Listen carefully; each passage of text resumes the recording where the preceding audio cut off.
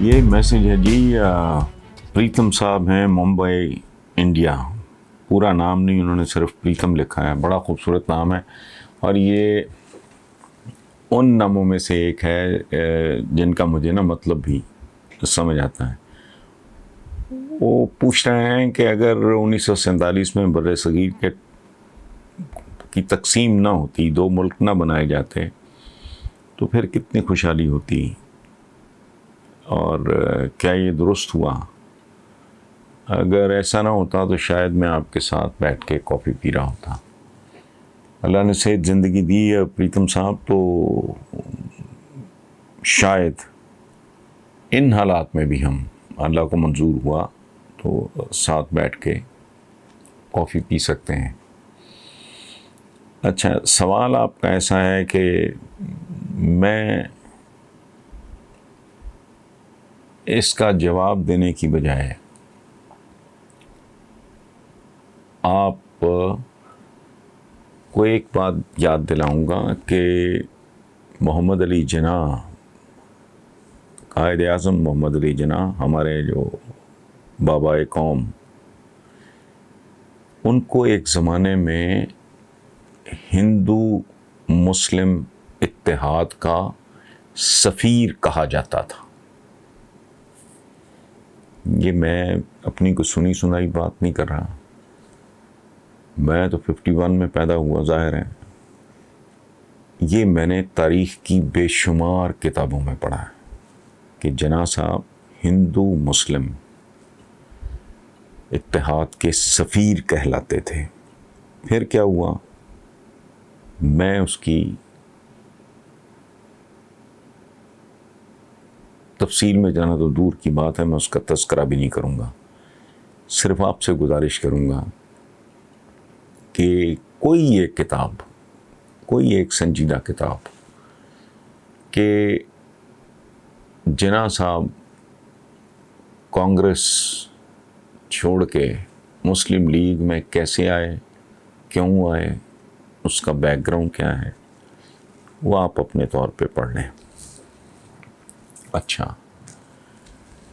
رہ گیا خوشحالی ہوتی یا نہ ہوتی، تو اس کا تعلق تو ہماری پرفارمنس کے ساتھ ہے. ہندوستان کی، میں نے ابھی کسی اور حوالے سے ہندوستان کی مودی سرکار کے بعد، خاص طور پہ مودی سرکار کے بعد اکنامک کنڈیشنز، جو فیکٹس میں نے سامنے کو رکھا ہوا تھا، کوئی اخبار کو دیکھ کے میں نے پڑھے. خود ہماری اپنی پرفارمنس ٹھیک نہیں رہی، آپ کے سامنے ہے. جیسے آپ کے بارے میں حقائق، ہندوستان کے، بھارت کے بارے میں حقائق ہم سے ڈھکے چھپے نہیں ہیں، بنیادی ایٹ لیسٹ.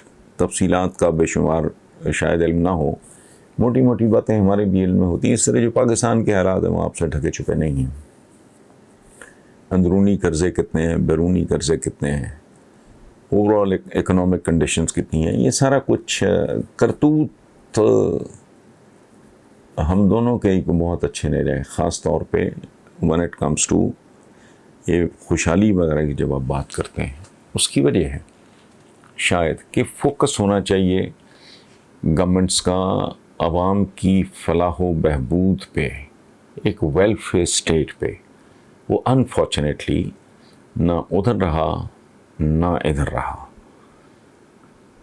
ہمارے ہاں توقع کی جا رہی ہے، یہ امید کی جا رہی ہے کہ شاید صورتحال بہتری کی طرف جائے. باقی وہ جو آپ نے بنیادی بات کی ہے کہ اگر یوں نہ ہوتا، تو میری آپ سے اپیل ہے، میری آپ سے گزارش ہے کہ کسی بھی نیوٹرل مورخ کی، تاریخ لکھنے والے کی کوئی ایک کتاب آپ اٹھا کے دیکھ لیں کہ ایسا ہوا کیوں تھا.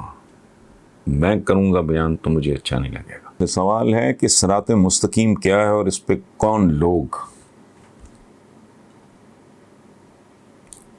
عجیب بات ہے. صراط مستقیم پہ وہ ہوتا ہے جو روحانی طور پہ بہت مضبوط ہو یا عقلی طور پہ.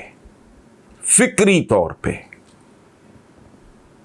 दो मुतजाद बातें हैं बदहार, जो दुनियादारी के हवाले से बहुत समझदार हो।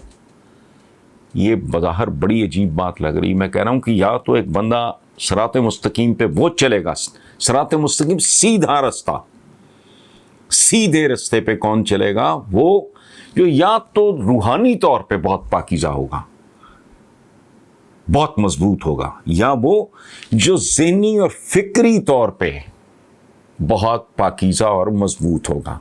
अच्छा, रूहानी तौर पे पाकीज़ा और मजबूत होने वाली बात तो समझ में आती है, वो तो बड़ी आसान है। अब मैं कहता हूँ कि दुनियादारी के तौर पे भी जो बहुत समझदार होगा, वाइज होगा, वो सिरात मुस्तकीम पे ही रहेगा। क्यों? अब मैं रखता हूँ यहाँ कोई छोटा मोटा ब्लैक बोर्ड भी, मैं आपको वैसे समझाता हूँ कि